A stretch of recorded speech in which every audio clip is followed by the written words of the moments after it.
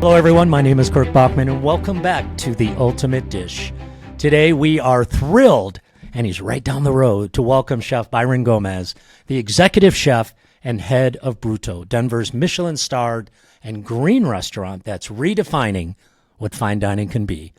Byron's story is one of incredible perseverance and passion. Born in Costa Rica, he migrated to the United States when he was just 8 years old and is a proud DACA recipient. His culinary journey started at age 15 with his first job at Burger King, but his sights were set much higher. Without formal culinary school training, Byron worked his way up through some of the country's most prestigious kitchens, learning from culinary luminaries such as Daniel Boulud, Ronnie Emborg, Gavin Kaysen, and Daniel Hume. While working at 11 Madison Park, named the world's best restaurant in 2017, Byron traveled with the restaurant's pop-up experiences to the Hamptons and Aspen. After falling in love with the Rocky Mountains, I can understand that, he planted his roots in Colorado, first at 7908 Aspen, then opening his own Costa Rican concept, Pollo Tico, right here in Boulder. Byron also competed on season 18 of Bravo's Top Chef, filmed during the pandemic in Portland, Oregon. In 2024, Byron took the helm at BRUTØ, the 18-seat Chef's Counter restaurant in Denver's Dairy Block, where he's maintained the restaurant's Michelin star and Green Star for sustainability. Under his direction, BRUTØ has become a beacon of zero-waste cooking and brutal honesty in ingredients, making Byron the first Costa Rican chef to receive a Michelin star. This year, he was also named to Food Network's Hot List as one of the country's most exciting culinary personalities. Get ready for a conversation about brutalism in food, the power of fermentation, and what it means to succeed against all odds as an immigrant chef in America. And there he is. I'm out of breath, but super, super excited to see you, Chef. How are you doing? Oh, man, I need to carry you around when I'm feeling down. What a hype, man. What an intro. Oh, my gosh. I'm We doing got you great. up early. You were probably rocking the line late last night, so we're so excited to have you here. You know, I was looking this up this morning, Chef. We had Kelly Whitaker Oh, yeah. on the show last year, and he spoke so highly of you, by the way. Oh, my God. And his episode aired exactly 1 day short of a year ago. What? So September 3rd, his went. And that was totally serendipitous. You know, That I'm is going to take hilarious. total credit for that, but I'll text Kelly and I'm like, guess what, dude? Well, I guess the universe has aligned, when it comes to that. Yes. And the same thing I speak about Kelly, the partnership that we have embarked on with me being at BRUTØ. And, when I first took over, I didn't know that year later or so, a couple months later, he was going to be restaurateur, by James Beard, Yes. crazy. Yes. And it just goes to show you, like when things fit, it's great. And that's the relationship that him and I have, started off as a friendship and it's still very much based on a friendship relationship. We feed off of each other, ideation when it comes to executing things. So it doesn't feel like, oh yeah, we're working with each other. We're not working for each other. We're working for each other. So, shout outs to Kelly. Everything that he's doing has been very inspiring to this point in my career. And, yeah, we both have allowed ourselves to give each other a platform to speak up on what really matters to us and have these kind of restaurants and restaurant group in which we believe that are the forefront of what restaurants could be, not only on the sense of serving our guests, but also on the, net positive part of the business and staffing as well. So yeah, kudos to Oh. Patty and awesome. This is cool. I feel such an honor. Oh, no, this is so great. And I love that. Not on the script at all. That's so genuine. And I could tell the minute you popped on camera that we were going to have a good time today. And shout out to Erica too, right? Yeah. I always laugh about it because I was telling you earlier that, listen, Basta got a lot of people through the pandemic. They just problem solved. They Yeah. figured out how to take care of people. They do. And dry storage right around the corner. Yeah. I was telling you, my wife walks in and the people go crazy because they know she's going to spend a lot of money. Yeah, definitely on the taking people part. She's very good at it. I mean, Yeah, there's times that yeah. I just like text her. I'm like, "Hey, I'm looking for this kind of rock, or I'm looking for a slate. Can you find?" And she goes to a mason, and she's like, "Chef, this is the size that you need, just so I could put something on like a plate instead of a plate. Isn't Let's that get something amazing? like." And she's there for that. She's there to, we pick up the phone, and it's really awesome to have that kind of relationship and support, because I'm always thinking about the food and how to make the guest experience better. And she's the type of person that I could go to and find those little solutions of decorating and art and things like that. So yeah, shout out to Erica as well. I love how you think like that. Ironically, again, not on the script. I don't know how you are, chef, but as a chef and an educator for a lot of years, my initial path was going to be an architect. I just Mm, couldn't draw, right? mm, I just yeah, I could conceptualize it, but it just didn't make it to the paper, right? yeah. So when I went to college, I lived with three architect majors at the University of Oregon, and I'm just obsessed with architecture, Mm, and and if we go back in history and we think about Carême before Escoffier and mm, how architecture was such a big part of great pastry chefs mhm, mindset. But I was looking up online. I didn't realize that a firm called Regular Architecture was responsible for your restaurant for BRUTØ, but also Sapsua, Dry Storage, Beckon. The list goes on and on and mhm, on and on. Is mhm. there is there, and again, off script, I'm just fascinated by it. Is there something about how you approach food that you want to be reflected in the ambiance around your guests as well? Yeah, I mean, with Bruto, it was a sense of adjustment. The place was already there when I came along, but it was also tapping into what Kelly and I envisioned what the place would be like.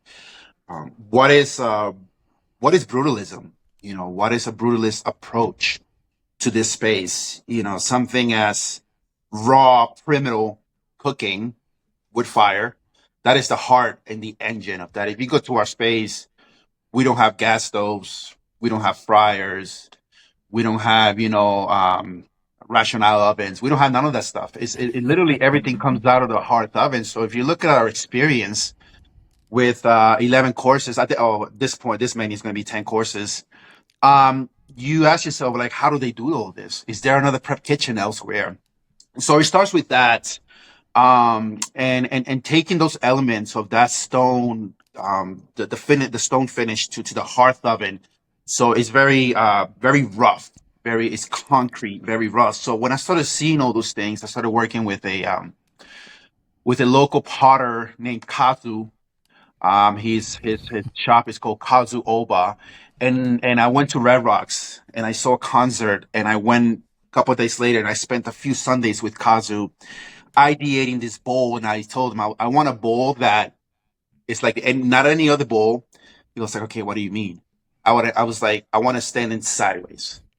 I want I to saw tilt it it. You sideways. could see it online. You could see it And online. he's It's like, wait, I've never beautiful. done anything like that.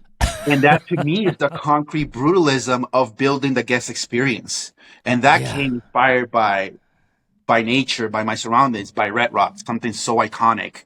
We started serving our dessert in that, and the story was like growing up. When you grow up in a household full of kids, you're fighting for dessert. You're throwing elbows to kind of like get away. This is my ice cream.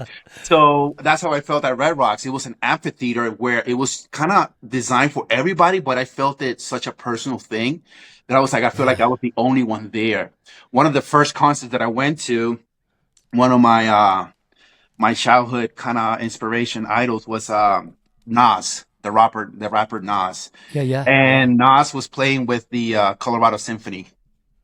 What's hip hop symphony at Red Rock? Wow.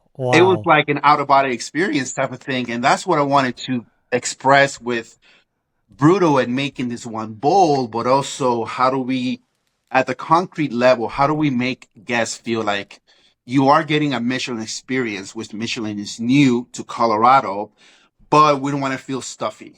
We're not white tablecloth. We're not your traditional, shaped truffles or foie gras because of the sustainability aspect of it or whatever it is. So I believe that was where the brutalist ideation started. and it goes with architecture. You build something, you start building it with a good foundation. Then you could build on top of it whatever you want. If you look at a building, if you look at architecture, if you look at brutalist architecture, when we're talking about it, it's very, just gray, angles, very Yeah. cold. But at the core is something that will stand any kind of time, Yeah. weather, Yeah. It's whatever it is, evergreen. Yeah. phases that you Yeah. go through, that concrete, that's what we base Brutalist with Bruto in the sense of that concrete feeling of hospitality to our guest. Yeah. It's so well said. We're going to revisit that in a bit here, but we should just call this episode "Chills" because I'm getting chills. So you could see behind me. Music is a big part of many chefs' lives, right? So, Yeah. I've got your basic, Dave Matthews and Fleetwood Mac and Bob Seger and all those guys up there. Um, but I was going to save this for later. But is music a big part of your life as well? Growing up, I grew up in church. I'm still a big believer of God and things like that. I part of being in the church, I was part of the music kind of department. I Yeah, started yeah. with Latin percussion, so that rhythm within me, the drum, so on and so forth. I play the bongos, the congas, and the timbales, and then timbales not as much, but definitely the congas. And then eventually I went on to tenor saxophone, kind of self teaching myself. I picked up a tenor saxophone, and I was teaching myself and playing in church. So I've always been on a creative part of it. I believe that, I believe everybody has the ability to be a creator. You see the world out there. Somebody created the phone. Somebody created a chair that we could sit in on a bench to wait for the bus. Yeah, yeah, And I yeah. think that's what brings fulfillment to people's lives. When you start shutting down that creativity, that's when sometimes it's hard and we struggle with that. But I've been very lucky to tap into that creativity, whether it was through music, and even at Bruto. Bruto, some of our playlists we have curated in the sense of not being so lyrical, but me and being more tempo like, being more instrumental, because we just want that to be the backdrop of while you're eating, your attention is in the show, you're in the arena, your attention is like every bite, the element of surprise. And then eventually, if you're overstimulated with that, you sit back and then you hear like a beat or like a drum and like a tempo, and then you're back at it. So yeah, music, it is a big part of what I do as well. So well said. None of this, ladies and gentlemen, is on script. This is No. all just off the cuff. That's the way Chef wanted to do it. I thank you for that.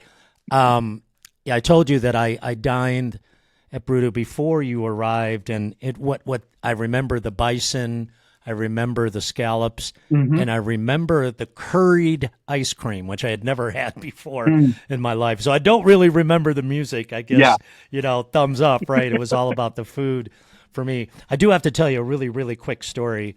I'm old, but you talk about Red Rocks and how beautiful it Hmm. is, and so I want to say this was 1990. My favorite band of all time is U2, always has been, and Mm. they were going to play in Red Rocks the next night. I showed up a Mhm. day early with a friend, and we drove up to Red Rocks just to see it, and they were rehearsing Wow. there. Wow. So I think that was Sunday, Bloody Sunday. Oh, wow. Yeah, I think it was. Rattle and Hum was right after that. But yeah, Sunday Bloody Sunday. So when Bono's hair was long and he wore white shirts and the wind was blowing and we sat there. We just sat there and watched them rehearse for, until they kicked us out. But yeah, I What a forgot all memory, about that. What a great memory. right? Yeah, unbelievable.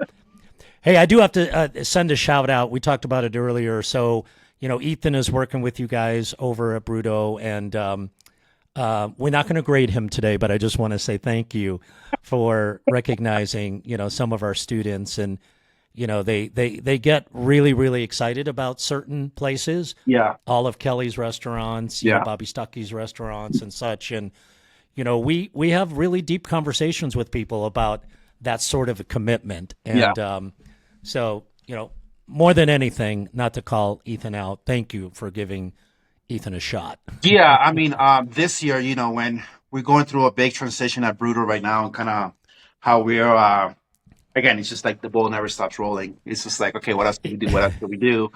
And part of it was I asked the staff and my guys. I was like, okay, well, we've never had an internship program here, an externship program. What does it take? Who are the schools around here? And I mean, correct me if I'm wrong, but I think Johnson and Wales was here at one point, right? They had a campus, I think, in Denver. They did. They And the did. only Yeah. one, the only ones that kind of stuck around with you guys, it's Coffee. And so I'm big on the mentorship. I'm big on the philosophy of each one teach one. Not only on the sense of the cooks holding accountability, whoever is the hearth cook, who's the lead cook, is going to teach the garde cook the ways because he's been through that. That's how I believe, that's how I like to structuralize a team. And that's when hierarchy kind of in a way makes sense. I already been through it. I already know what it is this season, how the setup is. Let me teach you. So you're already kind of instilling that leadership and that trust as team members from just the cook's perspective. Forget even about like the sous chefs or the executive chef type of thing. So you don't have to micromanage on my sense. You still have to overlook, quality and all that stuff. But getting somebody like Ethan has been really refreshing for the team. Not only in the sense of like, the amount of they could express themselves towards him and teach him and build that relationship, but also for Ethan, it's just the opportunity of seeing what a real restaurant is like. Most people, especially Bruto is just so different than any other real restaurants because of the lack of equipment that we have. And we Yeah. embrace Yeah. all of that. We love all of that. We wouldn't change a thing, you know? So to teach somebody how to be resourceful on Yeah. how to, okay, I can't have a pot that she's going to take there and I'm going to forget about it because somebody else needs that burner. It's an induction Yeah. burner. It's not even a real Yeah. burner. It's like an Yeah. electrical burner. Yeah. So, teaching them, it's just more than cooking. It's also the culture and the time management and all those things. So having Ethan has been really amazing. And I look forward to continuing this relationship with Scoffier and Bruto. That's awesome. I'm gonna totally steal each one, teach one. That's absolutely beautiful, chef. I love that. We got to get t-shirts made. Hey, over your shoulder, is that the blue book? Is that Gavin's? I can't see that far, but No, so I have Dom, who is Alex Atala in yeah, yeah, Brazil. yeah. Uh, I have Moto Omaro Cantu, who passed away. He was a really, Good friend of mine. oh Good my friend God, of mine. Oh, amazing yes. chef. Way ahead of his time. Yeah, Oh yeah, yeah. Christopher Costco from Napa Valley, Napa, yeah. legend. Frederic Gebon, Le Corps du Savour is a French chef, pastry, so on and so forth. One of my favorite, Diego Guerrero of Destage in Spain. Yeah, the French Laundry, Borrago in Chile. So that's just kind of like one of in the French Laundry. I mean, that's kind of. And then I have a whole bunch back there that are kind of like I never went to culinary school, so that was part of my culinary school. Yeah. I took my resources. I remember um, I would leave my home on my days off and from Harlem, take the one train to 7th Avenue and 14th Street, and I would walk over to Union Station. There was a big Barnes& and Nobles there. It's still around, which is really awesome. Every time I go back Yeah. home in New York, I always try to visit that Barnes& and Noble because I see myself sitting down, grabbing a pile of books, and spending 3 lattes later, 5 hours after I sat down, I feel satisfied in the sense that I went through a lot of cookbooks. I got ideas and that's how I started traveling the world through cooking and Yeah. books. And it's such a beautiful thing that they last for so long. I mean, I have some of my chef friends or my friends come over and they're like, "Oh my God, like you can't even get that book anymore." Yeah. Yeah. Which I Yeah. have a book from Mark Best, Marquis, and I was looking at that book the other day, and it's like $1,000. And I was like, "Wow, that's crazy," you know. So yeah, these are my treasures that I carry everywhere. I love it. I love it. I love it. Yeah. Always learning, right? Always, Always discovering. I always want to be a student of this craft. I'm Yeah. at a point Yeah. where I teach a lot, but I always want to be a student. I always want to be curious because there's always like a trend. There's always, what is it? To me right now, I'm geeking off on the sustainability part of it. The Sure, sure. preservation thing of it. Techniques, El Bulli did amazing. Then followed by the Fat Duck. After Yeah, that was yeah, Alinea. But that trend, people are not really wowed by the effects, by theatrics anymore. People nowadays really want to know the story of where it came from. What is the source of origin? How did it get here? Whose grandma was doing this and you brought it back here? I think people, they want to be connected to that foundation of where it came from. And sustainability is something that will help us to the future, but also preservation and fermentation is something that sometimes we have forgotten. And yeah, and to yeah, me, fine dining, like you were talking about earlier, the refining of fine dining, what we do at Bruto, is part of that fermentation. It's healthy, it's yeah, good for your gut, yeah, but it yeah, also yeah. kind of tells a story through time. So the notes that I'm jotting to myself are: we've got to get Chef to campus in front of students ASAP, ASAP. That's another conversation, but I got to get you down to Boulder as soon as possible. I mean, that's the inspiration. Some students need pull, some need push, Yeah. right? But Hmm. it's all rooted in inspiration. I love that you use the word craft. This Yeah. is a craft, Hmm. right? Yeah. And it starts right here in the heart. Hmm. Really wanted to kind of start. I'm finally going to get to some questions that we thought Oh, that about, was just right? the intro. Oh my Yeah, God. yeah, that was just the intro. We're just getting to know each other. I mean, it's such a powerful story, and words don't do it justice, right? And I want to do the disclaimer that from Top Chef to all of these amazing restaurants where you've worked and your success now in Colorado, some people just dream of going to Aspen. I just want to always have that disclosure that there is so much work behind the Oh, scenes over uh-huh. the years that people don't always see, right? There's You jump on the podcast, you're effervescent and friendly and smiling, but there's so much work in the DNA and in your history. And I just want to respectfully recognize that as people and students listen to your yeah. story, that there's work involved with that. So And kind of put it into perspective. I've been cooking for 23 years of my life. And I yeah, want to say it's been 20 years of none of this. No one even knew I existed, type of thing, besides my workmates, type of thing. It's in the past 3 years that there has been some sort of recognition. So are you willing to put in 20 years for a 3 year return? And not even know if the 3 year return is gonna, how sustainable that's gonna be, how long that's gonna take. But you ride the wave, and that's a big thing that I say. Everybody sees the glory, but they don't know the story. They don't know no, that there were many times that I wouldn't have a day off in, I don't know, 6, 7 months. I remember that one time there was like 6, 7 months that I wouldn't have a day off because my only day off I would go and stage at another restaurant or learn pastry from one of Daniel Boulud's chefs in their kitchens. So I wouldn't have a day off for a few reasons. One was because we were so broke as a line cook salary in New York City. Thank God that has changed. But that hardship was able to push me because if I didn't stage that day, I wouldn't eat. So I know if I stage, I would get family meal. yeah, That would yeah, be the only meal that I would get. So I would work for my meal, but also I would network. If I helped out the line cook, whatever garmager, the meat roast, and I would just like bust my butt. And at the end of the night, he would invite me out, I don't know, for a beer or just go out, hang out with the team. And then I would network. I would be the guy to be like, oh, you're pretty good. And then that will open doors for me later on when I would go to these kitchens, 11 Madison Park. I remember when I worked in 11 Madison Park, there were about 4 cooks that knew who I was. The sous chef came up to me and goes like, "Who are you?" And I was like, "I don't know, dude. I just want a job here. Like, I don't know. I don't want to get into attention."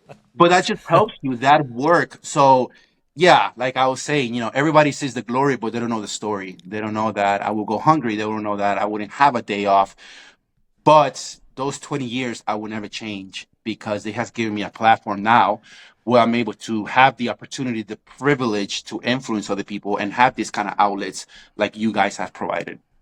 so well said, so well said. Thank you for that, Chef. And so let's go before the 20 years. A powerful story. You're a DACA recipient, your journey from that first job at Burger King. We all started somewhere. Mine Yep. was Kentucky Fried Chicken.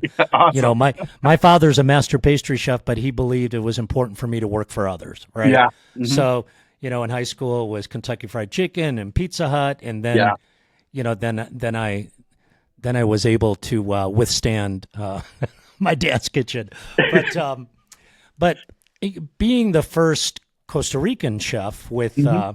with a Michelin star is absolutely remarkable. But I won't even leave it there. Just for anyone to have a Michelin star is Yeah. remarkable. Can you tell us a little bit about your journey to the United States as a young boy and how that shaped your perspective on food and opportunity? Was it a grandma? What was it? Parents? Was it a sister? Was it an uncle? Yeah. What drove that Yeah. passion? And was there a moment? Was there a moment, chef, that you knew this is what I'm destined to do? Yeah. Was there a moment? I think I still suffer from imposter syndrome. I still, yeah, it's crazy, right? You were like, wait, what? Um, I think a lot of successful people suffer from imposter syndrome. Are they doing the right thing? Those trailblazers who are the first ones up, there's no map, there's no guideline. And that started at a very young age. Growing up in Costa Rica on Sundays, my uncle will pick up my cousins, my uncles, my aunts, and they will all come to my grandma's house where me and my family used to live. My dad, my mom, and my two sisters. And Sundays was the day of like just family. Very traditional Latin America, kind of like old school type of thing. The kids will be playing in the backyard. We'll be playing soccer. We're playing tag, hide and go seek, all these games. The guys will be in the living room watching the local soccer league. That started like at 11 a.m. All throughout Sunday, all the soccer games, blah blah blah. And the women will be, in the kitchen just yapping away with their dull knives and their homemade aprons, and just kind of talking, gossiping about everything and anything, pretty much. So that sense of comfort and family was so nourishing, was so warm, was so beautiful. um, I would sneak into the kitchen, and I remember my grandma would take a bunch of cilantro and just tear it with her hands, and that crunch that you hear when you tear that, and then somebody else would be squeezing limes, and that aroma of like those oils just kind of penetrating into Yeah. the atmosphere, into the air, things like that. And underneath the table, I would be like, my aunt will give me like little snacks. And then my grandma, my mom would be like, get out of here. It's very cultural. Latin America, old school was like, the guys don't belong in the kitchen. This is a woman's Yeah, only yeah. type of thing. So that was my life growing up. I didn't know any different. I was very blessed. I was very, we didn't grow up high income or anything like that. But I didn't know that. That innocence was beautiful. When I came to the United States, I arrived to JFK in a cold March night where it was raining but wet snow. My dad, once we got to baggage claim, he gave me a coat, and I never seen a coat in my life. I never seen a winter coat. I grew up in Yeah, Costa yeah. Rica, tropical, and I was like, wow.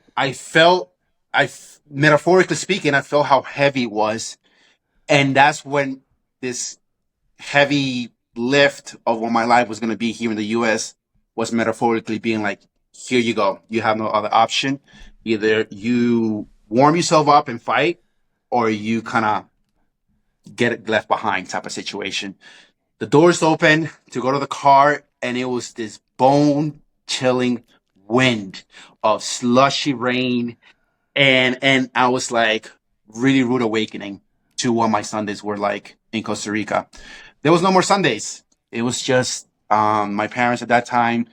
They lived in a basement of a household in Brentwood, Long Island, and the family upstairs was from Ecuador. Had two daughters, and my parents would leave for work. They were working two factory jobs, making. I think the last I asked my mom about a month ago, how much were you making? They would say they were making like $4.95 an hour.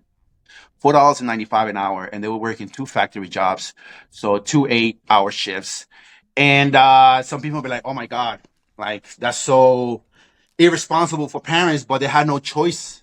but to leave us alone in the basement with instructions how to heat up hot dogs and microwave leftovers. And we would watch television in English. We would watch Nickelodeon, and we didn't know what Blue's Clues was, or Rocco's Modern Life back in the day, or any of these shows. We didn't know what this was. During the day, we would just be on the fluorescent lights pretty much all day and most of the night. During the day, the kids from upstairs, we arrived in March. By the time summer break came around, June, July, August, the kids upstairs will be playing in the backyard. And I remember I would climb up my basement window. It was a small little window. I don't know, maybe like 3 feet by like two, something like that. And I would just look up because I couldn't go outside. And I would look at them play. And that kind of messes with you psychologically in a way. No child should be able to experience that. Um, Again, everybody sees the glory, but nobody knows the story. Eventually, my mom decided to like, we can't do this anymore. So my dad was working the two jobs. My mom only had one job, and then she babysat us. And that's when the journey really started, of home cooked meals, of my mom. Oh my God, like she would take, there will be this thing called sopa negra in Costa Rica. So it's like the broth or the juices after cooking the beans, all that leftover cooking liquids, she would heat up Yes, tortillas, yes. and sometimes that would be our dinner. Little did I know, I would work so hard that eventually, when I brought my dad and my mom to the first Michelin experience, Cafe Boulud, when I was working, they broke down crying. They didn't realize that they never tasted foie gras. They never tasted caviar. None of this stuff was just so foreign to them. But that's the kind of household I grew up in. They're beautiful parents. Something had to die for something else to live. Yeah, Their yeah. dreams, their aspirations. When they were 30 and 40 years old, they decided to move to a country, not knowing the language, not knowing the culture, not knowing anything, to raise kids so I could have what I have today. It was because some of their stuff had to die so I could live and be exalted. So I'm forever grateful for my parents and for instilling us, that home responsibility of accountability, work hard, do good, be kind, love God, respect each other. Life sucks. Get used to it. It's not going to work out your way. You know what? What are you going to sit there and pout? Or you're going to make ends meet and we'll figure it out. And that's the kind of ethos that I grew up on before becoming into the Michelin world. I Um, love. yeah. Thank you for your genuine humility and transparency and vulnerability. I love that you mentioned kindness. Kindness goes a long, long Mm-hmm. way, right? Chef, you've said that success does not regard the end goal, but the process of how to get there. Exactly what you're just explaining. Mm-hmm. The harder the journey, the stronger you will become. Mm-hmm. It's clear that that philosophy, that background has guided you throughout your career. How did you navigate? Fast forward again. How did you navigate working your way up through? Let's just say not only New York's elite restaurants, Yeah. but the world's Yeah. Yeah. elite restaurants. And Literally. and and if you're able to share, I mean, Daniel Boulud, Daniel Hume, Mm-hmm. what did you take from each of them? Yeah. So was this the end goal that I have is today was that the end goal? Absolutely not. It really wasn't. I didn't know. I'm very blessed. Sometimes I don't even know how to figure it out. I mean, I have so much going on that there's a PR person that handles my things like, connecting us. I have a talent agent who, so I have to bring all these people to try to manage my schedule because it's Yeah, just getting so much on top of like being the chef at Bruto and head spear in this ideology of like new fine dining, what brutalism is. So there's a lot on my plate. So I didn't know what that took at that time. What I did know, let's trace it back 10, 15 years when I was on the line with Daniel Boulud and Daniel Hume and Ronnie Emberg and Gavin Kaysen.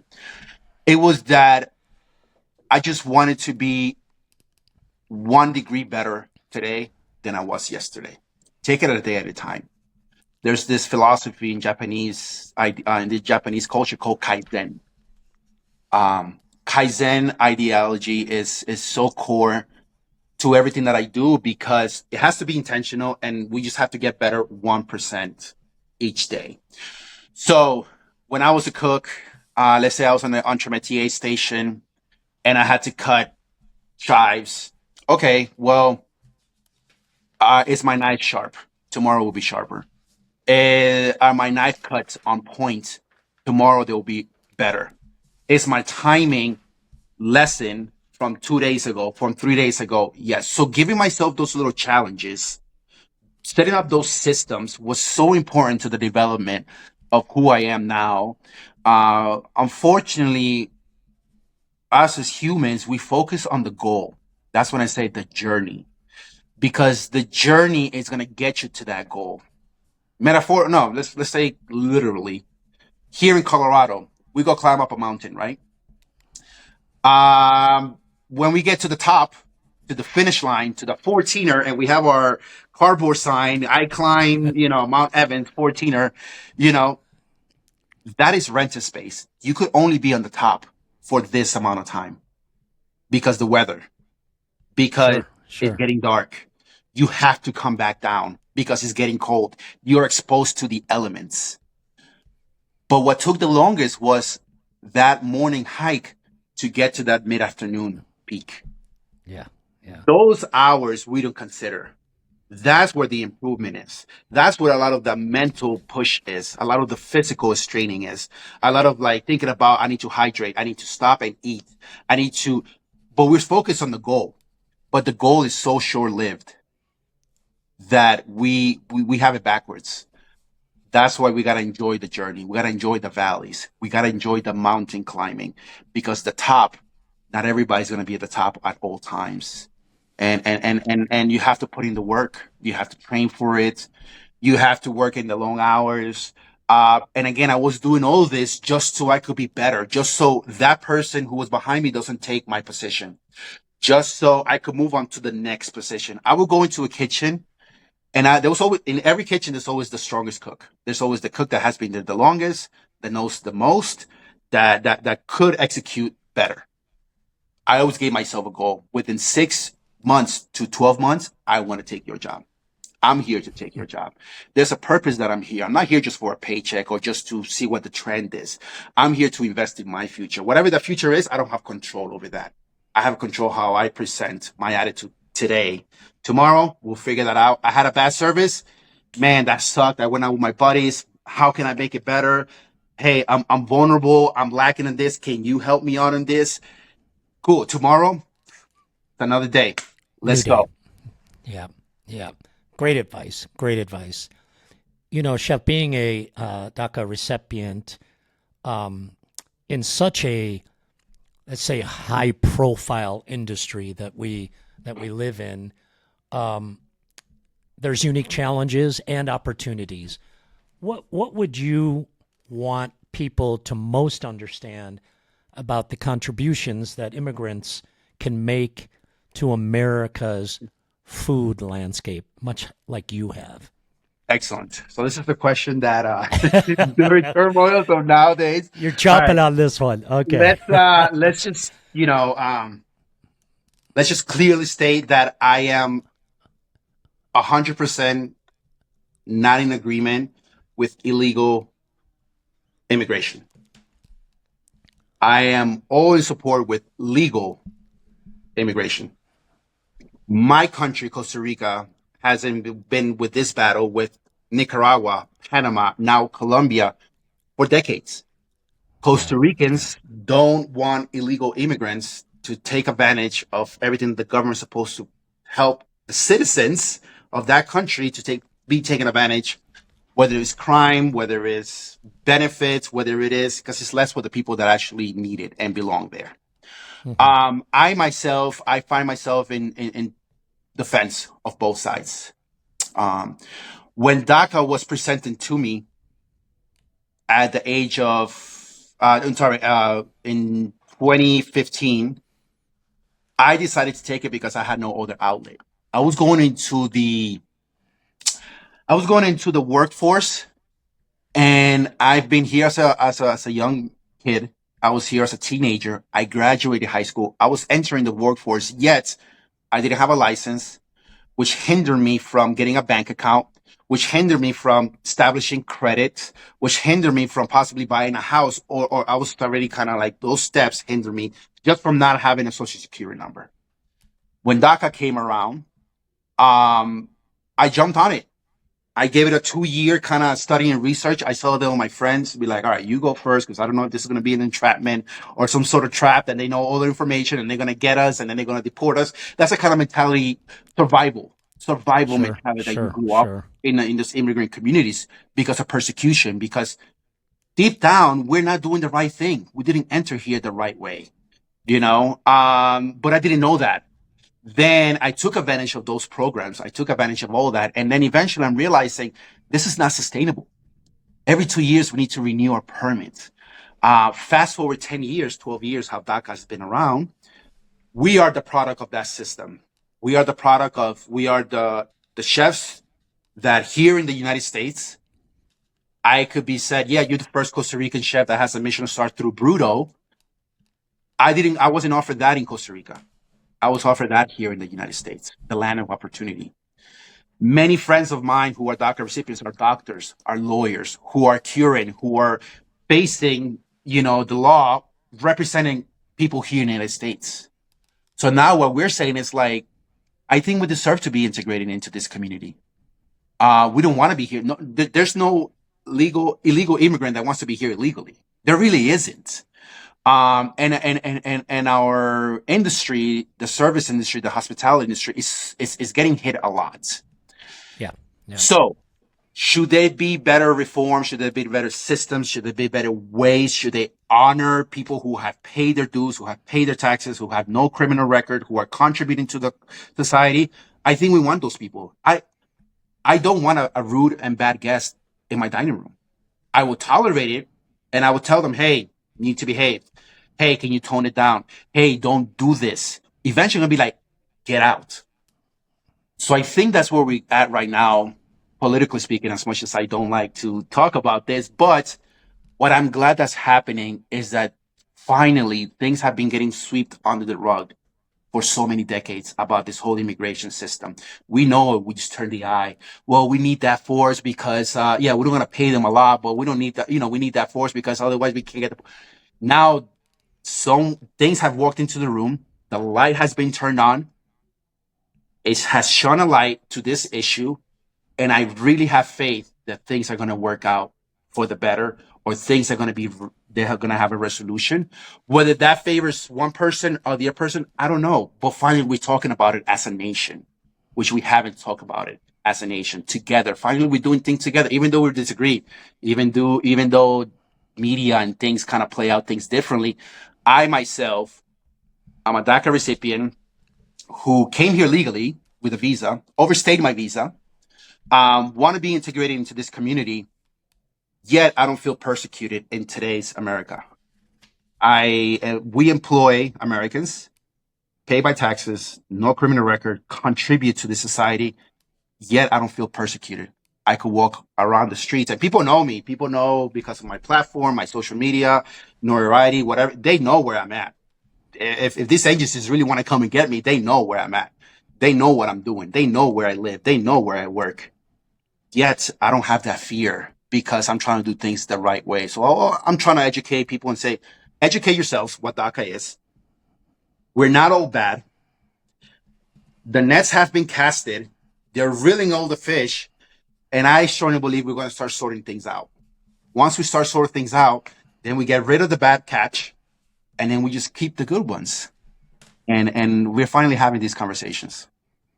Yeah, and if I could just say, I know not always easy, but thank you. Your articulate narrative is really beautiful. I wrote down three things when I heard you talking about your story and how reflective you are and how understanding you are of the situation we are in. But I felt like you speak with grace. Thank you. You talk about trust and Yeah. you approach everything with respect. So thank you for that. Thank you It, for that. That's what's beautiful about our industry. yes. That's what's beautiful about you, right? I thank you, thank you, thank you. I know I'm getting a little emotional because Oh my boy. my parents are immigrants as Hmm. well, and Hmm. it some things have changed, but some Hmm. things have not. Yeah. And Yeah. my parents spoke of opportunity, Hmm. and they spoke of freedom, Hmm. much like you did. So thank you for that. My dad's going to love this episode. Shout out to dad. Let's let's let's talk about Bruto. I mean, Kelly and Yes. Erica, they're hanging on the edge of their seat. Let's talk about Bruto. Fascinating concept. I grew up in my father's kitchen. I've been around culinary education for over 30 years. I just celebrated my 63rd birthday yesterday. So I've Mm. been doing this a lot, and I have not sat down and talked with anyone about this concept of brutalism. I've Yeah. seen it referred to in the Hmm. world of architecture, like I Okay. mentioned before, Correct. which gives me a little bit of a base. But when most people think of brutalism, they Hmm. think of, like you said earlier, this stark Yeah. sort of architecture, concrete. I think you used that word, Yeah. but you have embraced through your story of the bowl, which everyone needs to get online and look at that bowl. It's on Chef's Instagram. It's beautiful with the beautiful dessert just presented. So now I'm always going to think of it differently. I'm Yeah. always going to think of it as Red Rocks, right? Awesome. But See, that's a but concrete what memory. That's a brutalist memory that you will it always think is, about that. it is, it is, and so tell me, Chef, how? Let's talk about brutalism. What does it mean to you in the context of food? You touched on it a little bit, but how do you translate that raw, unadorned beauty Hmm. or philosophy, if you will, into either a 10 or an 11 course tasting menu? That's Yeah, a lot of pressure it is. It on is. you. Yeah. And I gotta say that everyone who has, from the time I took over, everyone who has worked at Bruto and is currently working at Bruto has been part of that story. I don't want to take credit just for me because as hard as it is, I make it hard because of the experience that I have, but also because of the responsibility that we have to tell this message.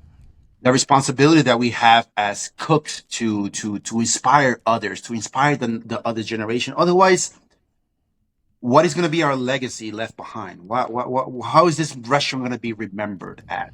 So, it started with like just being aware of like, okay, our environment. Cool. I have no stoves. I have no ovens. I have no fryers. I have no. I only have a hearth oven. And it's not a hearth oven that I could be like low, medium, or high. No, it's fire. You have to tame it. There's forest fires that professional firefighters come from around the country to tame these fires. It's an element that has been here before us and is going to be here way past us that has really kind of revolutionized what cooking is. Well, how do we tame a massive beast that, you know, that's where the fine dining technique comes into it in my how I prescribe the brutalist. A lot of restaurants nowadays has adapted the open kitchen mentality. I mean, facade and not facade, pardon me, the setup. Yep. Um, us brutalism, we're not hiding anything. You're seeing everything at its raw element. You're seeing the cooks cook in front of you, plating, setting up, timing the courses. You're seeing how the bar and the person at the expo are coordinating, foreshadowing two picks ahead of time, but still working on the present pick. It's like air traffic control. So you're being part of like an air traffic control tower, sitting down. You pay for this on top of the food being shown to you, on top of the very primal cooking techniques of of wood fire.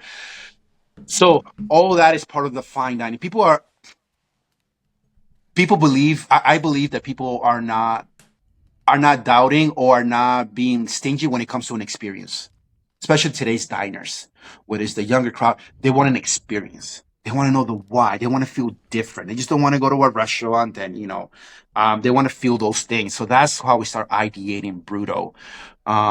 Then thinking about the soil, we work with esoteric farms, no tilt practices. Yeah, yeah, yeah. Most farmers will be like, well, why? Like, what do you mean? Mark is a genius. Mark at Esoterra Farms is a wizard. I geek out every time I go and hang out with him. No till soil. Wait, what? He starts explaining about this whole microorganisms and the health. And I was like, this guy gets it. This guy Yeah, gets it. yeah. This is the people that we need to work with. Then talking to Kelly, and you look at our website. I remember when Kelly first presented the website. I was like, wait, what? You look at our web. Oh, you see the Reddits on the website. It's amazing. I Yeah, love it. it's. I have it up right now. It's insane. It's insane. Yeah, it's. It's It's. Am I at a restaurant or it's not your what am I typical looking at? restaurant. Yeah, So yeah, teaming up with Kelly, who works with Wonderworks. Wonderworks was the one that designed the website and designed a lot of our digital stuff. Great. They think outside the box. They're yeah, gonna be like, people are like, what kind of website is this? Like, we're not just any restaurant. If you cannot get past a website to make a reservation, how you typically do it, you might not understand what it is to sit at our counter. Not that we're trying to be exclusive, not at all. We welcome everybody, yeah, yeah. but this is for an experience, and how we're gonna make those long lasting experience. This is kind of like, oh, this is just phasing. No, then we're talking about the soil, like I was mentioning. We're talking about the over 700 acres of different farms that are practicing regenerative agriculture in southern Colorado, where we're taking grains like the jamu right now, wheat flour that we have for our bread, our piata. I mean, the bread has been written in the New York Times. It's bread. It's bread. Every culture has a bread. A restaurant's going to stand up for their bread. Well, it comes from the sourcing. It comes from our responsibility as a restaurant group, as visionaries, as chefs, to say, how can we put more life to the soil instead of extracting it? Because we have done that for so long. Humans Yeah. mess up a lot of things. We do. We're thinking differently. We're flipping things upside down. We're lifting up rocks and looking underneath. We're shining lights on things that people have not done before when it comes to fine dining. And that is all based out of that 18 chef seat counter. That comes from the vision and the partnership that Kelly and I have and Erica have bestowed with an itest. That comes with Mara and her fermentation. That comes with Caroline and how she sources out the wines. You know, pretty much local wines. We're talking about Willamette Valley. We're talking about California. We're talking about the Finger Lakes. Yeah, people might be like, oh, the tariffs. Forget all that stuff. What are we producing here locally to lessen the carbon footprint that's going to help us out for the future? That's why I partner up with it, as I use my platform and we work together to say this message. And that is a strong foundation that you could build upon. That's where brutalism comes on, besides the aesthetics, but that's at the core of what we believe what brutalism should be for future generations, for future restaurants, for future templates, for future business plans, things like that. Sorry, I I'm love like it. very, very What an passionate answer. about this. Oh my gosh. It just opened up a whole new window. Are you good on time? Are you okay Yeah, on yeah, time? I'm Because great. I've got more. You mentioned, well, I'm going to get to Mara in just a minute, but when I heard you talking about the experience, and Will Guidara, obviously Yeah, from yeah, from from your yeah. past, one of the quotes I love in Unreasonable Hospitalities, he talks about how service is what we do, what you Mhm. do, service, but hospitality It's how you is make them what feel. is how they Yeah. feel. All right, Hmm. is Yeah. so let's talk a little bit about Mara. She's your director of fermentation and Correct. sustainability, right? Yeah, yeah. Um, I'm wondering if you could, mostly for our students, in a very pragmatic way, walk us through your zero waste philosophy and how do you achieve the full utilization of ingredients? That it's Okay. just fascinating. So about Mara, we'll do it in two parts. So about Mara, when I first met Mara, again, a person that gets it. Cool. Love that. Thinks differently. Thinks outside the box. We have done projects of curating bison hearts, bison being local from Colorado, a meat that's not served in fine dining restaurants, Yeah. but also puts money in the pocket of our rancher from Rock River Ranch, Rex. A meat that's not popular, well, it's my task as a chef to get creative and present that to a guest in a way that's going to be openly. Yeah. So we started ideating this. I was like, I want to shape a bison heart on top of local grains here in Colorado that we're going to use plums from the summer that we're able to ferment and use them in the winter. And we started with Japanese kind of curing. We started with Scandinavian. Once those 2 or 3 months of curing this and marinating this bison heart worked out, now it's another 5 to 6 months of aging, dry aging. Then once we got to the point, then it was like 2 months of dehydration to a certain texture. We're talking almost a year just from one ingredient. We didn't have the dish. We're just working on the ingredients. Throughout that, there was many failures. And that's Yeah. where the grace of Mara and the vision comes, where we just want instant gratification because we need to serve our guests, because we need to, make the money. I get all that. That's part of the business. 100%. We think about it like that. But with Mara, it gave me that grace of being like childhood curiosity of what can be done. What a privilege that I'm able at my age, in my place, in my career, that I have that. I'm not on Yeah. autopilot. I'm still able to tap that. So that's the kind of team that we have around us. Close to zero waste. And we don't want to say zero waste because that'll be kind of impossible at this point. We're figuring it out, but we're as close to zero waste as possible. Right now we have a paneer dish. So it's a house-made paneer. We'll make a lot of things in house. So it's a made paneer that we take from. I go to the farmers market on Park City Park on Saturdays, and I get my yogurt and I get my milk from the farmer.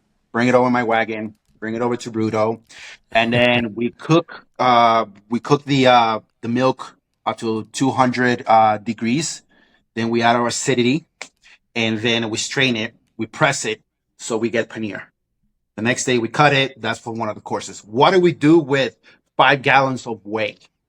Okay, well, we're going to turn those 5 gallons of whey into a sauce for our main course. That's going to have ramps. Ramp season is like maybe a month and a half. Yeah. Very short. Well, we Yeah. don't want to Yeah. use it when everybody's using it. We don't want to, it's like when whales come up and you see the fish just on top of the water, just kind of jumping, and then they come in. That's how we feel with white asparagus season. That's how we feel with Yeah. ramp season. Everybody we like, cool. You guys have your fun. You guys have your feeding frenzy. We're going to do it later on. So we pickled some of them. We dehydrated some of them. So we're able to feature, instead of spring, we're able to bring that Brutalist spring ingredient into the fall and into the winter from last year's ramps I type of love it. situation. So that's how we I love it. ideate things. So again, close to zero waste. So from the frills of the ramps to the bulbs to the tops of the ramps, we use everything. So a ram powder goes into this sauce from the whey sauce for our main course dish. So two ingredients already: fermentation and preservation. Then there's only enough sauce that we need to make each week. Well, every 3 days, because we have a 3 or 4 day rule type of thing on flipping ingredients, certain ingredients. Um, we still have about 2 gallons of this whey that we're like, okay, what are we going to do with this whey? Okay, let's reduce it down into a caramel. Then the pastry team comes. Here's the pastry team. Here's a layup. Here's something on your pantry that you guys could use from our byproduct. They reduce it down into making truffles, bonbon caramels Yeah. for the Yeah. last bite type of situation, or you take home kind of bite. So you could eat it the next day. You could eat it after dinner with Costa Rican chocolate, with coffee, with nuts. So we're already taking one byproduct and we cut it down into 3 different presentations. Amazing. That's the critical thinking part that takes so long for Mm-hmm. for a young student, a young culinarian to fully understand, to kind of step back a little bit It is. and look at the broader picture from cradle to grave. Yeah, It is. it's But like if you're talking about, let's talk about culinary school. If we're talking about traditional dishes, coq au vin. Coq au vin is pretty much the most traditional dish in France. Okay, we're Yeah. talking about Yeah. coffee school and that and, all of that stuff.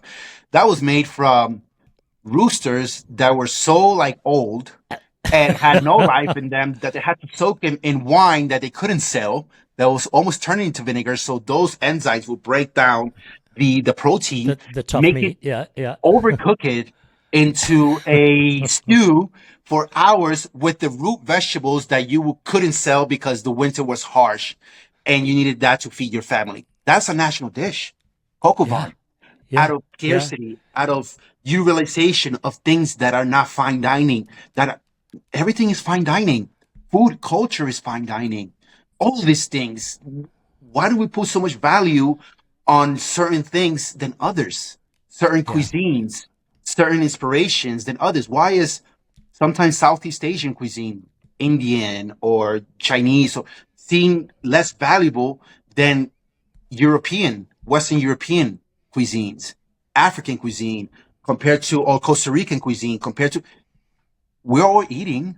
We all have sustained our societies throughout generations, decades, millennia. We're trying to break all of that. We're trying to crumble it, and we're just trying to serve honest food that will help out the future. My goodness, Auguste Escoffier would love to be on this show with us today because you espouse so many of the principles that he spoke of, a Yeah. 100 years ago. Ironically enough, and this is a true story, about 5 minutes before we got on today, dear friends of mine texted me and said, "Hey, our anniversary is September 21st. Where should we go?" And I'm Voila. like, duh. What do you mean? Where should you go? And a lot of people, so they booked a night, and they texted me as well asking about the menu, and I said, well, there's no menu that they're going to hand you. This is very Yeah. seasonal. I'm curious, with no printed menu, diners, guests embark on this like journey, this surprise Yes. that to your point, it reflects the sustainability efforts that your entire team. And by the way, I love how you throw out the love for your team, from Mara to everyone. It's the sign of a true professional, a true gentleman chef, and I love that. Thank you. How do you, chef, balance this element of surprise? Yeah. Yeah. Which is fun for you guys, right? It's Yeah. really fun. Hey, look at, we're taking the way, we're all of these things. How are you educating the diners every step of the way? Wow. That is we touch on it every lineup before service about like, okay, guys, our spiels are too long. Our spiels, so we keep each other accountable in the team. We talk about it. We are vulnerable. We recite these spiels before service because we all want to be ready and give each guest the best experience. So it's not like you get a piece of paper at the beginning of the menu and cool, we're going to run this next 4 months with this menu. No, we work on each other internally each and every day. And that becomes sometimes annoying for certain people. Well, we're here to give experiences. I tell people Yeah. we impact we impact people's lives twice before they walk into our door. One is when they make the reservation, it's like booking a vacation. You don't know how the vacation is going to turn out, but you're like, I'm excited to go to BRUTØ. Oh my God, they have an opening, And then two, the day of when they're getting ready to come into BRUTØ. That's beautiful that we're able to do that. We're just serving food. We're able to give that experience. So we check on each other internally. We're vulnerable with each other, but keep each other accountable and hold that integrity. Throughout the experience, we are able to tell what guests can receive what, in the sense of like, there are guests that are there for business. They don't want a lot of the spiel. Boom, give me this. That's it. There are guests that are leaning over and they're just curious. And it's like the food and then the drink pairings. Oh my God. Autumn at the bar and the drink pairings that we make. I could put our NA program next to any top NA program around the world. And we will absolutely crush it. I have that confidence and I know that. Isn't that amazing? It really is. That's educating. Yeah, that's educating the public, your guests. Yes. Unfortunately, we live in a society where we're so overstimulated with so much information that the information we don't want to receive, we scroll. Cool. Yeah. We swipe or we scroll. It's like Yep. it's like the Yep. garbage Yep. bin on the computer, old school, where like the little wrinkled piece Yeah. of paper goes into the garbage bin. That's how we Yeah. are with our minds Yeah. all Yeah. day. You come into Brutal and we're telling you, cool, you're not gonna scroll. There's no menu. You're gonna be like, I'm freaking out. Like, I don't be present, be human, enjoy yourself, disconnect. We're gonna take you to this journey that in the 2.5 hours that you're here, the world be waiting for you with all the turmoil, with everything that's going on that you want to keep on scrolling and clicking. Do that. It's there for you. We're not robbing you from that. We're not telling you you're not deserving of that. All we ask is like, just enjoy yourself. Treat yourself, love yourself, care for yourself. Let's talk about how we're caring for other people, how we farmers are being highlighted in this. People that you're never going to meet in the rest of your life, but there was that connection. We are the bridge. We are that concrete foundation. We are those beams that transfer all that information through experience, so on and so forth. So it's very educational.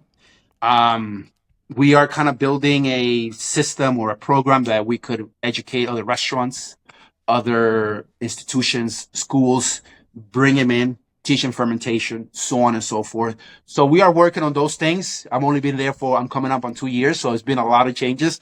Now that the foundation has been set of what 11 courses are going to be, each dish tells a different story. But then there's also the weaving of like 2 dishes ago.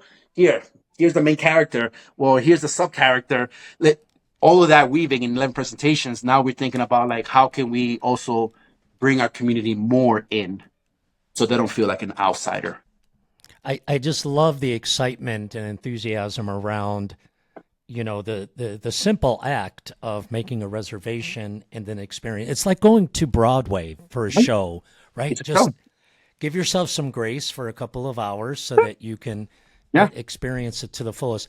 I do want to mention before I forget that next week the Grow House is hosting Harvest Nights, Mm-hmm. Denver defining culinary gathering celebrating local ingredients. And that's September 9th, 10th, and 11th. You're the presenting chef Yes. and the culinary curator. I want to make sure I get that in. Find it online, everybody.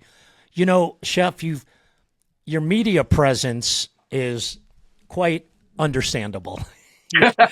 You're eclectic. You're a friend of the camera. You're excited. You've been on Top Chef, a judge on Chopped.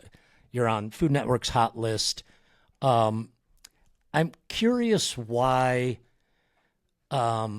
being on television, being in front of everyone. Sometimes you're the person people are looking at on their stream, right? How has that influenced? I think I know the answer to this. I'm feeling it today. But how has it influenced your career and your ability to share your original message, your message of 1 degree better every single day, your message of each one, teach one, your message is everyone hears the glory, but they don't know the story. And the most important message I've learned from you today is to enjoy the journey. How has your celebrity influenced your ability to share that message? Sorry, it's a big question. No, it is a good question. I'm trying to think. The two things that pop up into my mind is we have the saying, we have heard the saying, it's like practice, practice, practice makes you perfect. No, it makes you better. Nope. Makes you better. Makes you better. That's it. Makes you better. Yeah. Hard work or working hard does not guarantee success. Not at all.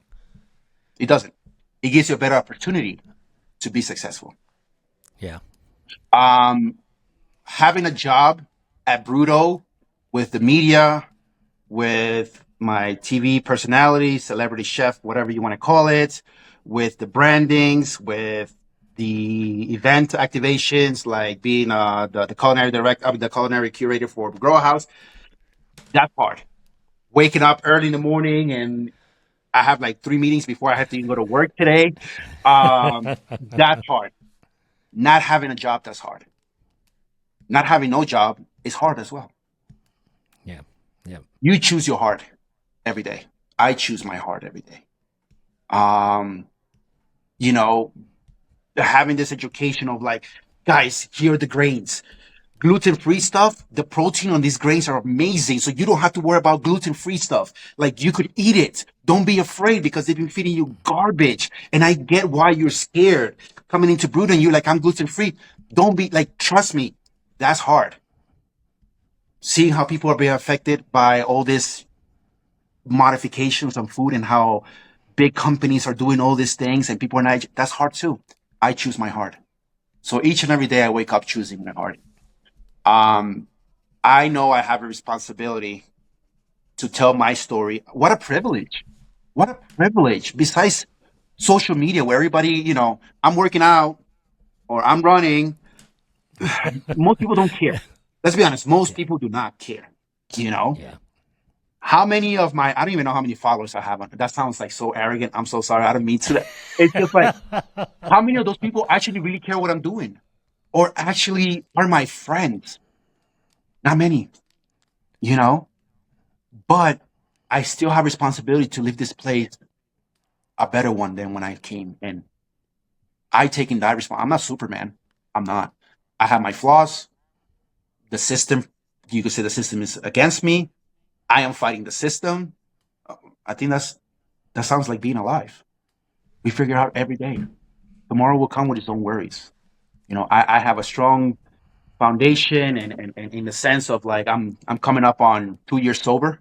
That has been a life changing situation for me, mentally, physically, spiritually, my soul, how I live my life intentionally. Um, I have my morning routines where I meditate. The world was scrolling, emails, text messages, phone calls. When it's time for me, as soon as I wake up, I say my prayers, my meditation. I'm grateful for the things that I have and the things that will come. I'm not worried about the things that I don't have because that's when really things start spiraling down. I've been down that road. I was able to save myself for myself with my something real, my addiction. Life was very different 2, 3 years ago. In front of the camera, it looked like all glamorous, but deep down inside of me, I was dying, dealing with mental issues, dealing with addictions. In this industry, it's kind of like off the cuff response. I'm like, oh yeah, it's hard, this and that. Any industry is hard. This world right now is hard. What am I doing to sustain myself, to sustain my community, to sustain the people around me? So all of that, it's an everyday type of thing because I got the privilege to live today. I have an honor to say hi to somebody today. Most people don't have that. Most people are in hospital beds, and I'm 6 feet above. I'm not 6 feet under. God, thank you. Thank you for this opportunity. Let's make it today better. It's going to be a hell of a ride because I have no idea what's going to happen at 12 o'clock.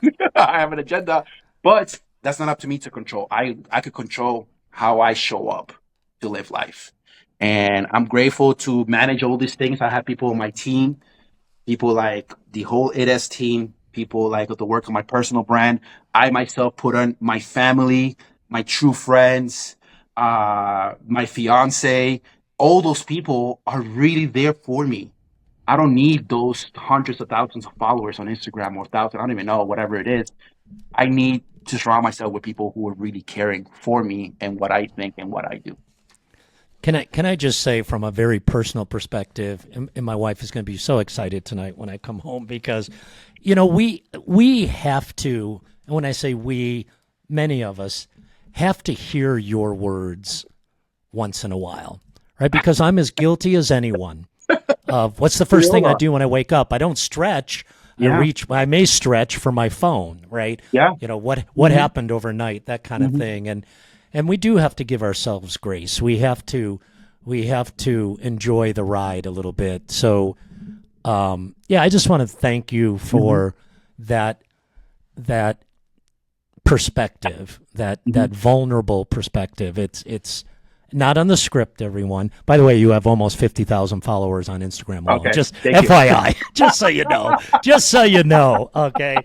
Just so you know. Um, two quick questions for you. I've taken so much of your time. This has No, no, just no. been, It's fine. been a joy. I keep texting Noelle. It's like, can we just go for 3 hours? This is insane. But Chef, if you had to, this is a tough one. It's a cliche kind of question, but I'm almost compelled to ask if you had to give any advice to Ethan or a culinary student or just someone who loves to cook and perhaps is trying to find their voice Mm-hmm. in this industry, or maybe a parent who's trying to find their Mm-hmm. voice, or a carpenter who's trying to find their voice. What would that advice be? Very broad, high level. Yeah. Wow. So many things just pop into my head, especially when you do like carpenter or parent.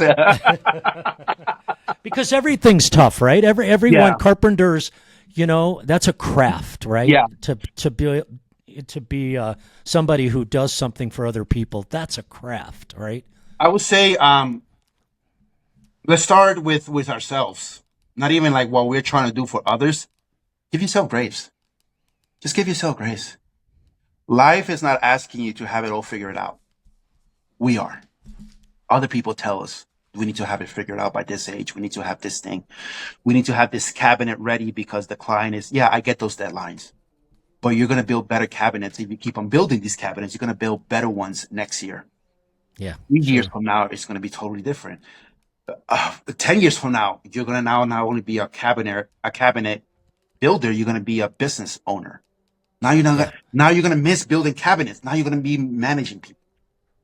Like for Ethan, for that parent, there's no blueprint to this thing called life. We Yeah. we literally have the stencil and the paper that we could just draw it ourselves. Oh, you don't like my blueprint? Okay, well, go see there's an architect over there. Go work with them. This is my masterpiece. There's no right or wrong with that. Um, Parenting, yes, we take advice from other parents, but let's be honest, who is the most freaking perfect parent? There's no social class. There is no background. We all are trying to figure it out. Yeah. If you were to Yeah. ask me at my age, I'm 37. My parents left around this age when they came here to this country. If you were to ask me, hey, you're gonna move to another country and you're gonna start from scratch, you're gonna be started from the bottom.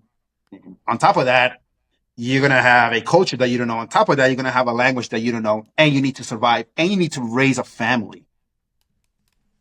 God, did they have it figured out? And I was so judgmental growing up. I don't have a car. I'm 16. I don't have my permit. Why do we live in this neighborhood? Why do we have to buy, knockoff prices from vegetables from instead of going like to a Whole Foods? Why? They were trying their best. I think if you're able to put some clothes on each morning, whether you're an addict, whether you're a parent, whether you're a student, culinary student, and you go out there, held head up high, and you're like, I'm going to try to be better today. I think that's what the message. It's not a sprint. It's a marathon. It's called life. Enjoy each, enjoy each cup of water that on that marathon that people are handing over to you. Enjoy, give Yeah. yourself grace and like that cheer. Good job. Thank you. Instead of being like, no, I could do better. Dude, have grace. Thank you. Thank you for that. From a person that was an addict, like that relapse, seek help. You're going to get better. Man, I don't know how to deal with my 13-year-old kid. It's like a mood swing. It's like, are they bipolar? They're also trying to figure it out. It's two people trying to figure it out. This connection between when he was 5 or she was 5, and I'm in my late 20s now. I'm in my mid 30s.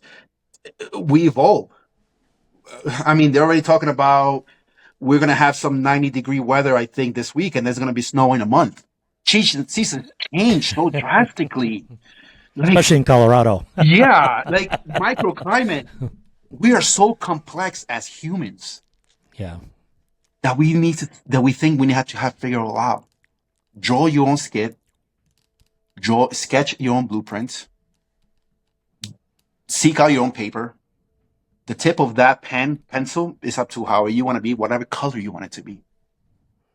Be nice to each other. We'll get there, whatever that is. We don't even know what that is. We don't know what the goal is most times. But we'll know when we get there. That's We'll it. know when we get there. Great advice. I can't wait till you're on the campus or online. We'll do it for all of our students. Chef, then the name of our little show here is called The Ultimate Dish. And so I try to finish every episode. And this could be a memory. I've Yeah. had it all. I've had people give me 11 courses. I've had people talk about how inspirational it is to sit around the table with their family. Yeah. But in your mind, what is the ultimate dish? One is gonna be for my taste buds. The other one is gonna be for my soul. Oh, So let's start I with the love taste this is buds, because this new. is the This is first thing new. that that you experience, and then once it feeds your soul, you're like, oh wow. It will have to be uh, fresh made white rice with scallions and ginger chopped up, Can you taste it? I can taste it. a I can little bit of taste it. soy sauce just to wet the rice, and 2 fried eggs. There's just something so magical of the binding of the egg yolk when you break it into the white rice and it binds it, and it gives you like that silky yet rich. There's nothing that compares in the world with that. My gosh. Guess what I'm having for dinner tonight? It's so here's what's really cool about it. If you look at the transcript of our chat, of course that's what you're going to say. Yeah. It says unbelievably simple, right? Right? It's not complex, Yeah. but you could almost taste it when you said it. And rice is not I always tell students, what should I focus on? Should I, Hmm. how to cut a lobe of foie gras? And Yeah. I'm like, just make rice Yeah. really, really Hmm. well. Yeah. Just make rice really, really, really well. Yeah. Scuffier, be proud. And then the All right, second one for will your be soul. um, my mom's pig's feet stew. Really, Yep. really. She came over a couple of weeks ago, and on the last day, my parents' flight got delayed. It got postponed because of weather, and we came here, and I was like, oh, I just asked for one thing. I've taken you guys to Breckenridge. I've taken you guys to Brutö. I've dined you, wined you. I've given you the tour of the photography of. I just want your pig's feet stew, Costa Rican's pig's feet stew, but my mom's pig's feet stew with white rice. I ate 3 bowls of that. There is just something about growing up low income, my mom taking end cuts that are not popular and making them delicious. It Yeah. brought me back to that. Where my mom nowadays has the audacity to tell me, I'm embarrassed to cook for you. I'm like, you raised me. She goes like, yeah, but with all what she's my biggest fan. It's funny when she takes the screenshots when I'm on television and sends them over to me like fangirl. And I'm like, Mom, like Of seriously? course, of course. I love it. I love it. But it's not terribly different from the coq au vin that you mentioned It is. earlier, right? That's the Or thing. duck confit or Yeah. anything, like that. It's I have one more question. Do you get back to Costa Rica much, or? Last time I was in Costa Rica was March 1997. Oh wow. Okay. So because of my immigration status here, I'm not able Okay. to go. So uh when the news came out about Michelin, one of the first interviews was like kind of like the Diane Sawyer for Costa Rica. She interviewed me. She has a morning show, and she came in at night. She was like, "Don't worry, I'm here just to make a national announcement. Everything's okay, but we have some big news. Our first Costa Rican chef who has a Michelin-starred through Brutö." So it became national news to the point where my Juliana, my PR, was like, "Dude, you're becoming like a national thing. Like, we need to get you out there." And then the elections happened, and they were like, my lawyer was like, maybe let's hold it off because we don't know how this is going to play out. But that's one of my biggest desires, is to be able to celebrate with my people, be I able to love that. celebrate. But again, the imposter syndrome. Yeah. Do Yeah. I cook Costa Rican food good enough for Costa Ricans? A Yeah. country that I've only been cooking some of the dishes that we have at Brutö, like morcilla, the blood sausage. We're going to introduce yuca, manioc, or cassava roots, things like that. Banana and fish from the Talamanca region of the Bribri people of Costa Rica. These are only through me reading, calling other friends, trying to honor those ingredients, those techniques, presented it at Brutö. But yet I feel like I'm from over there, but I'm not from over there. I'm from here, but yet I'm not from here. Where am I from? I'm from the place that I want to be. I am from the place that I could express myself in our kitchens, and I had traveled the world through food. And there's no system, there's no timing, there's nothing that could take that away from me. Food has been the biggest memory, the biggest liberating thing. Is the one thing that brings people together. You don't have to speak the same language. Sports don't do that. Sometimes medicine doesn't do that. Food does that. What a powerful thing. And we are ambassadors of that. Ambassadors of cuisine around the world. And you're giving yourself grace. I'm proud of you for that. Thank you. Always know, I sense, and what do I know? But I sense that your people are with you. Yeah. I don't think you have to worry about that. Yeah. Yes. Chef, this has been absolutely spectacular. I'm going to get in trouble because I kept you way too long. It's okay. What a beautiful conversation. I'm going to reach out to your people and connect and see if we can get you to the campus. Beautiful. We'll have so much fun. Well cook for you. Cool. And students. Oh, what a treat. We'll have a lot of questions, right? Of who you are. Please, thank you. Oh, yeah, of course. And we... I'll probably be reaching out for my friends to come sit at the counter with you. Please let me know. Yeah, absolutely. And gosh, I feel like I want to hug you and say thank you. Congratulations on your fiance's plans and thank you. And all the success. I can't wait to text Kelly. I took a picture of us. I'll shoot him and Erica a little note. So thank you so much. Best of luck always. Thank you guys. Thank you for listening to the Ultimate Dish Podcast, brought to you by Auguste Escoffier School of Culinary Arts. Visit escoffier.edu/podcast to find any materials mentioned during the podcast, including notes, links, and other resources. And if you can, please leave us a rating on Apple or Spotify and subscribe to support our show. This helps us reach more aspiring individuals ready to take the next step toward their dream careers. Thanks for listening.